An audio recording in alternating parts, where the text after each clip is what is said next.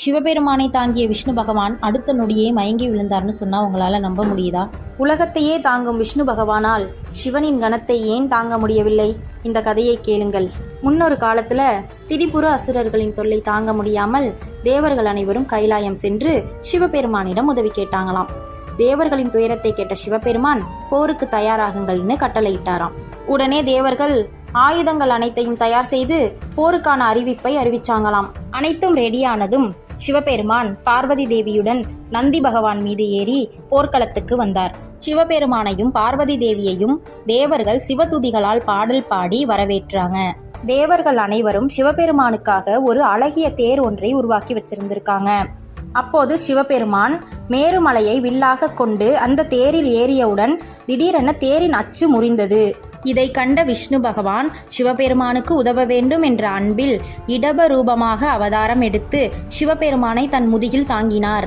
சிவபெருமானை முதுகில் தாங்கியதும் விஷ்ணு பகவானுக்கு ஆணவம் வந்தது.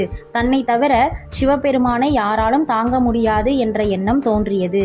இதையறிந்த சிவபெருமான் விஷ்ணு பகவானின் ஆணவத்தை போக்க எண்ணி தன்னுடைய கணத்தை அதிகப்படுத்தினார்.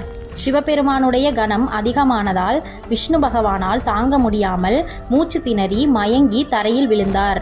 இதை கண்ட தேவர்கள் பயந்து சிவபெருமானை நோக்கி சிவதுதிகள் பாடி அவரை சமாதானப்படுத்தினர்.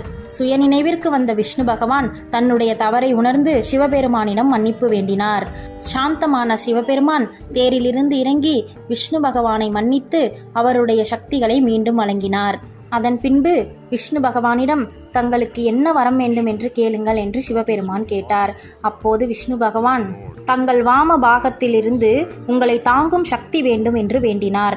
அதை ஏற்ற சிவபெருமான் விஷ்ணுவின் இடப வடிவத்தை வாகனமாக கொண்டு அதன் மீது ஏறி அமர்ந்தார். இவ்வாறு காட்சியளித்த சிவபெருமான் இடபாருட மூர்த்தி என்ற திருநாமத்தை பெற்றார். இந்த கதை நமக்கு சொல்லும் மிகப்பெரிய உண்மை என்னன்னா, எவ்வளவு பெரியவராக இருந்தாலும் ஒரு சிறிய ஆணவம் கூட வீழ்ச்சிக்கு காரணமாயிடும். அன்பும் பணிவும் இருந்தால்தான் உண்மையான பெருமை கிடைக்கும். அதனால்தான் சிவபெருமான் விஷ்ணுவுக்கு பாடம் புகட்டி பின்னர் அவரை மீண்டும் உயர்த்தினார். இந்த வீடியோ உங்களுக்கு பிடிச்சிருந்துச்சுன்னா லைக் பண்ணுங்க, ஷேர் பண்ணுங்க, மறக்காம சப்ஸ்கிரைப் பண்ணுங்க. பாய்.